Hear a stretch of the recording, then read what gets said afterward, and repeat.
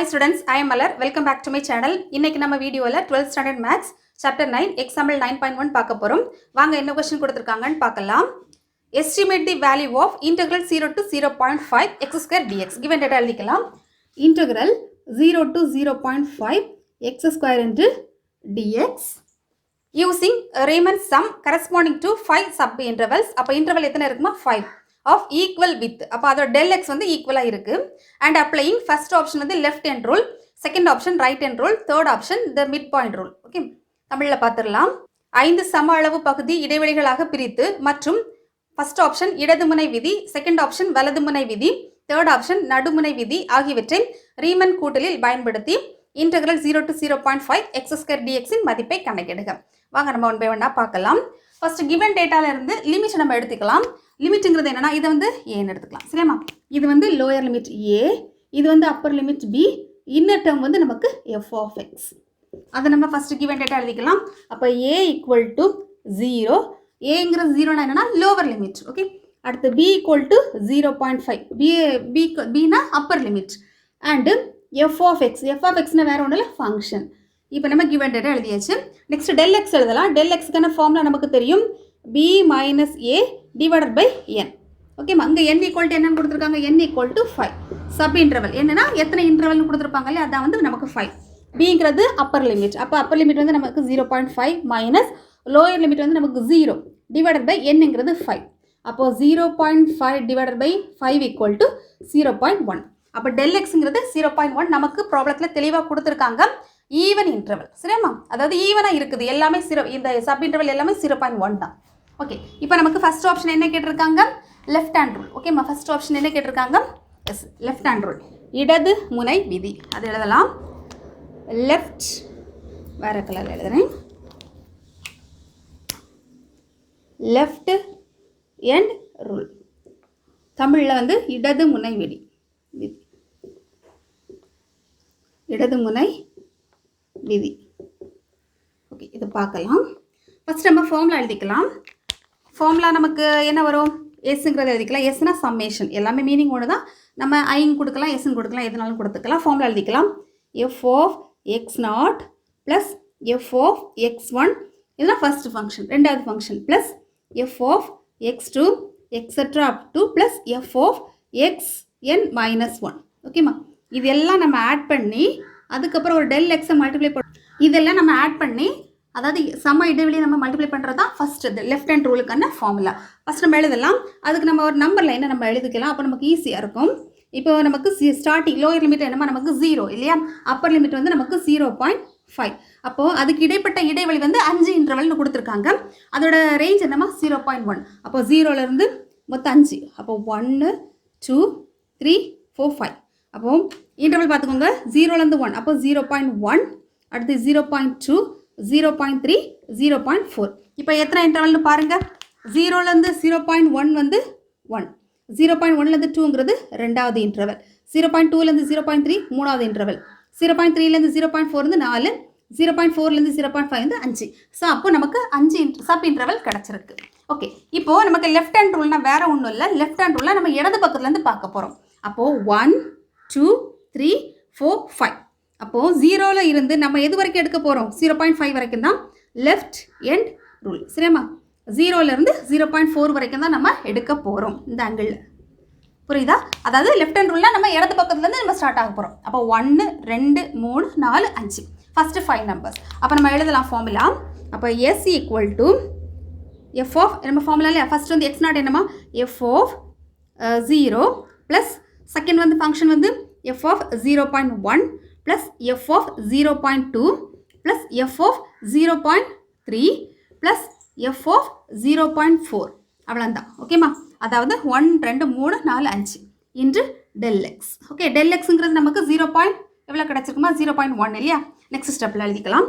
அப்போ S equal to 0.0 f of 0ன்னா நம்ம ஃபங்க்ஷன் நமக்கு எக்ஸ் ஸ்கொயர் இல்லையா, அப்போது ஃபங்க்ஷனுக்கு நம்ம ஸ்கொயர் எடுக்க போகிறோம்.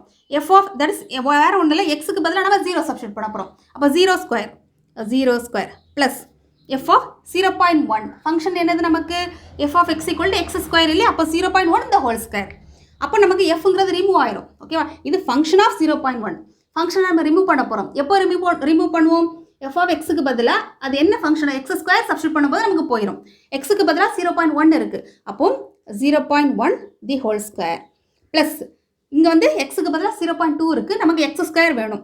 So 0.2 the whole square plus எக்ஸுக்கு பதிலாக 0.3, so 0.3 the whole square plus 0.4 the whole square into del X வந்து நமக்கு 0.1ன்னு கிடச்சிருக்கு. இருக்கட்டும்.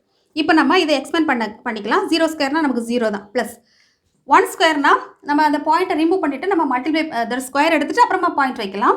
1க்கு ஸ்கொயர் எடுத்தால் 1 தான் வரும். அப்போ ஸ்கொயர் எடுக்கும்போது 2 இடம் தள்ளி புள்ளி வைக்கணும். அப்போ 0.01 ப்ளஸ் 2க்கு ஸ்கொயர் எடுக்கும்போது 4 வரும். 2 இடம் தள்ளி நம்ம பாயிண்ட் வைக்கணும். அப்போ 0.04 ப்ளஸ் 3க்கு நம்ம ஸ்கொயர் எடுக்கும்போது 9 கிடைக்கும். 2 இடம் தள்ளி பாயிண்ட் வைக்கும்போது 0.09 ப்ளஸ் 4க்கு ஸ்கொயர் எடுக்கும்போது 16 கிடைக்கும். 2 இடம் தள்ளி பாயிண்ட் வைக்கும்போது 0.16 இன்ட்டு 0.1. ஃபர்ஸ்ட் இதை ஆட் பண்ணிவிட்டு அப்புறம் மல்டிப்ளை பண்ணலாம். அப்போ எஸ் ஈக்குவல் டு ஆட் பண்ணலாமா? 6 ப்ளஸ் 9 15, 15 ப்ளஸ் 4 19 and 20. 20க்கு 0, ரிமைனிங் 2 3, தென் 3 தான் இருக்கு இல்லையாம்மா? 3. அப்போ எத்தனை இடம் தள்ளி பாயிண்ட் 0.30 இன்ட்டு 0.1. ஓகேம்மா? இப்போ நம்ம இதை சிம்பிளிஃபை பண்ணலாம். அதாவது 0.3 வந்து 30 நம்ம 0 ரிமூவ் பண்ணியாச்சுன்னா இந்த மாதிரி கிடைக்கும். இதை நம்ம மல்டிப்ளை பண்ணியாச்சுன்னா எஸ் ஈக்குவல் டு 0.3 தான் கிடைக்கும். 2 இடத்துல பாயிண்ட் வைக்கும்போது 0.03. ஓகேம்மா? இதை வந்து லெஃப்ட் ஹேண்ட் ரூலுக்கான ஃபஸ்ட்டு ஆப்ஷனுக்கான ஆன்சர். இப்போ நம்ம செகண்ட் ஆப்ஷன் எழுதிக்கலாம். That is right hand rule. ஓகேம்மா? Second option right hand rule. Right end rule. ரைட்னா வலது முனை விதி. தமிழில் நம்ம எப்படி சொல்லணும்னா வலது முனை விதி.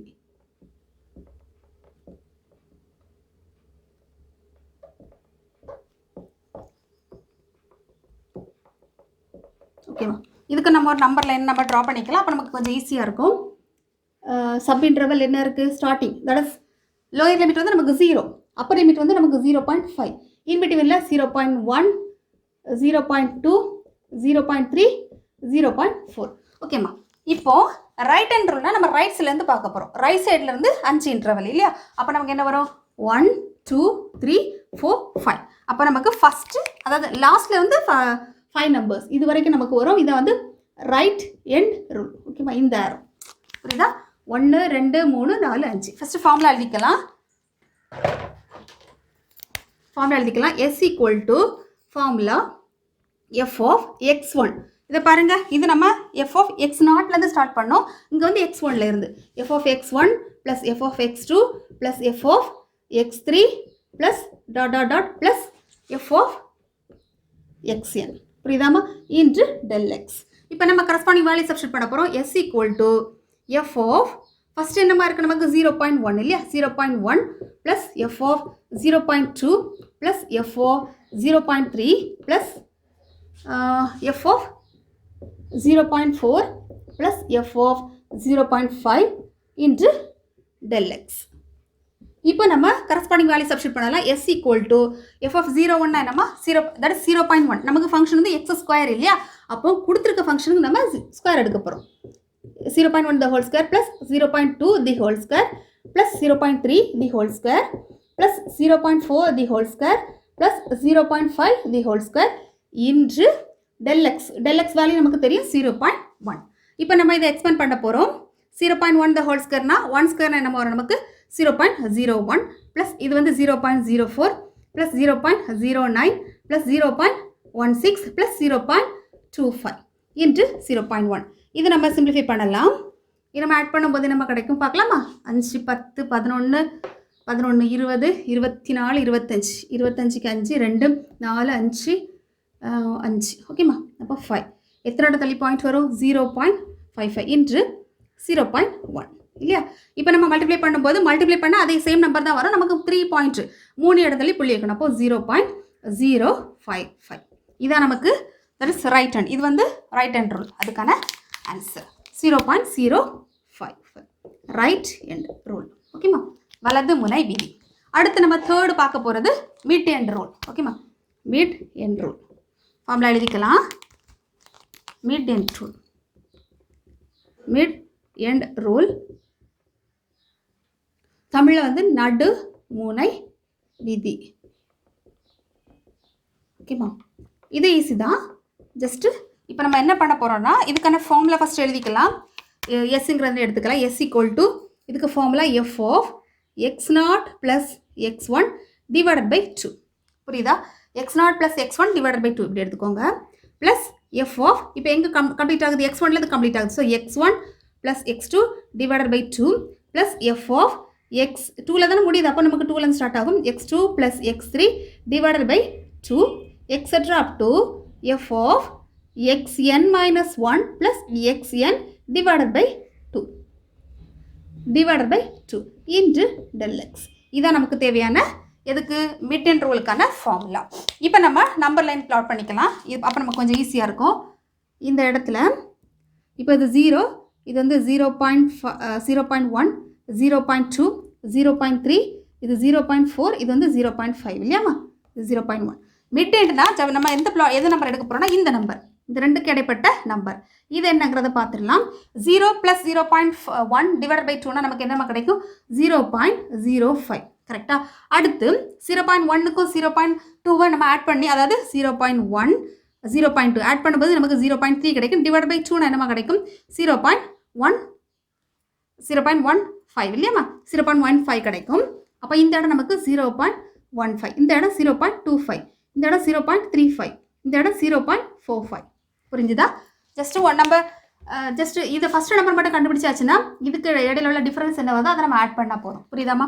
இப்போ ஃபஸ்ட்டு நம்ம கண்டுபிடிச்சாச்சு 0.01. அடுத்து 0க்கும் 0.1க்குள்ள டிஃப்ரெண்ட் என்னது? 0.1. அப்போ அந்த 0.1 நம்ம ஒவ்வொரு நம்பர் கூட ஆட் பண்ணால் போதும். அப்போ நமக்கு ஆட்டோமேட்டிக்காக ஃப்ரீக்வெண்ட்டாக கிடச்சிரும். ஓகே, இப்போ நம்ம எழுதலாம். அப்போ எஸ் ஈக்குவல் டு ப்ராக்கெட் போட்டுக்கலாம். F of 0.05 plus F of 0.15 plus F of 0.25 plus F of 0.35 plus இப்போ நமக்கு மிட் அண்ட் ரூலில் நமக்கு எல்லாமே வரும் இல்லையா? F of 0.45 into del x. இதான் நமக்கு தேவையான ஃபார்முலா. ஓகே, இப்போ நம்ம கரஸ்பாண்டிங்காக நமக்கு கிவன் ஃபங்க்ஷன் என்னது?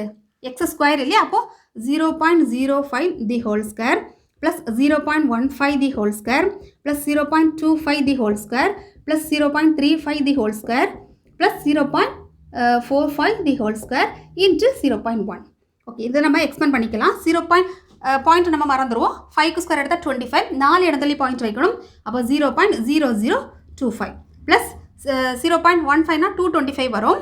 அப்போ 4 இடத்துல பிள்ளைக்கும்போது 0.0225 ப்ளஸ் 0.25 ஸ்கொயர் எடுத்தால் 625, அப்போ 0.0625. அடுத்து 0.35 த ஹோல் ஸ்கொயர், 35 ஸ்கொயர்னா 1225 வரும். அப்படின்னா 0.1225. ஓகே, ப்ளஸ் அடுத்து 45 நம்ம ஸ்கொயர் எடுத்தாச்சுன்னா 2025, தட் இஸ் 2025 வரும். அப்போ நம்ம பாயிண்ட் எடுத்தாச்சுன்னா 0.2025 இன்ட்டு அதோட del x வேல்யூ 0.1. இப்போ நம்ம அதை ஆட் பண்ணிக்கலாம். எஸ் ஈக்குவல் டு, ஓகே நம்ம ஆட் பண்ணிக்கலாம். 5, 10, 15, 20, 25. 25க்கு 5 ரிமைனிங் 2, 4, 6, 8, 10, 12. 12க்கு நமக்கு 2 ரிமைனிங் 1. அப்படின்னா 3, 1னா 3, 9, 11, 11க்கு 1 ரிமைனிங் 1, 3, 4 வேறு எதில் இல்லைல்லம்மா? 4 இல்லையா? 4 இடத்துல புள்ளி வச்சாச்சுன்னா நமக்கு இப்படி கிடைக்கும் 0.1. இப்போ நம்ம இதை மல்டிப்ளை பண்ணியாச்சுன்னா, மல்டிப்ளை பண்ணால் சேம் நம்பர் தான் வரும். 5 இடத்துல புள்ளி வைக்கணும். அப்படின்னா 0.04125. இதான் நமக்கு மிட் அண்ட் ரூலுக்கான ஆன்சர். ஓகேம்மா, அவ்வளோதான்.